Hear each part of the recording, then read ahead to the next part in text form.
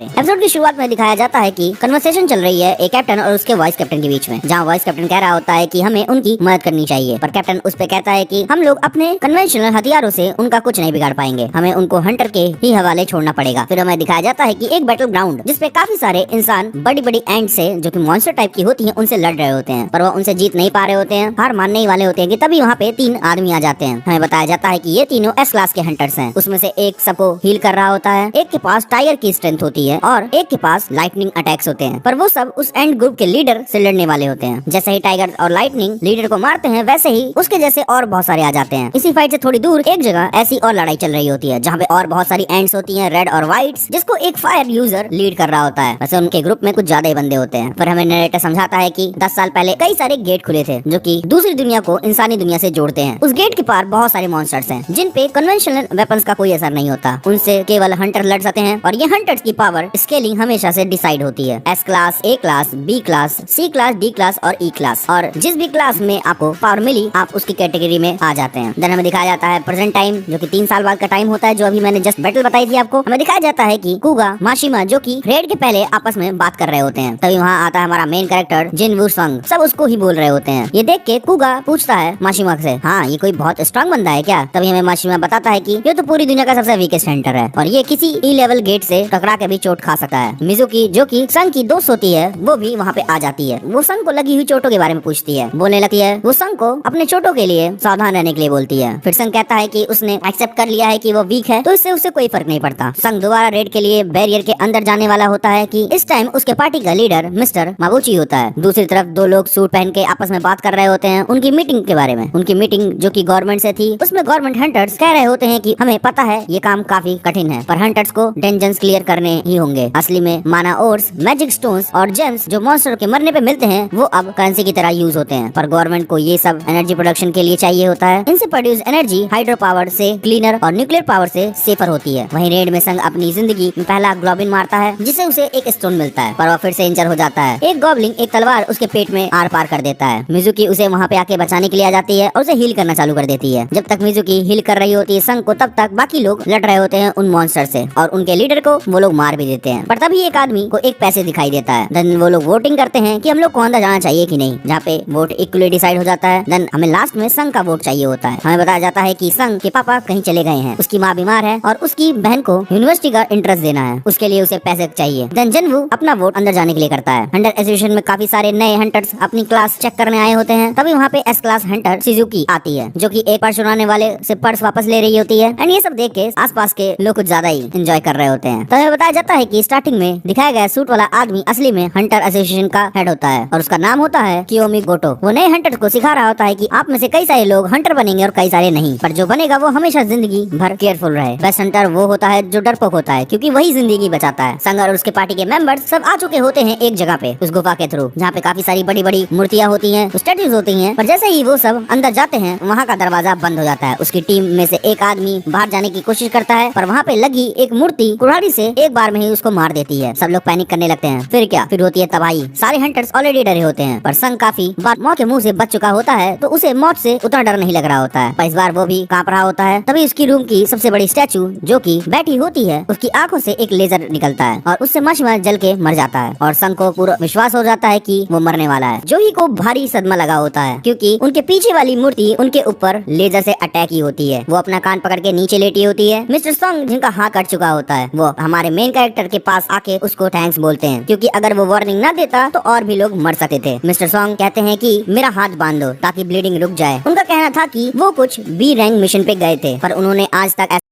तो गाइस हमारा वीडियो ये समाप्त होता है, मिलते हैं कल नेक्स्ट वीडियो में।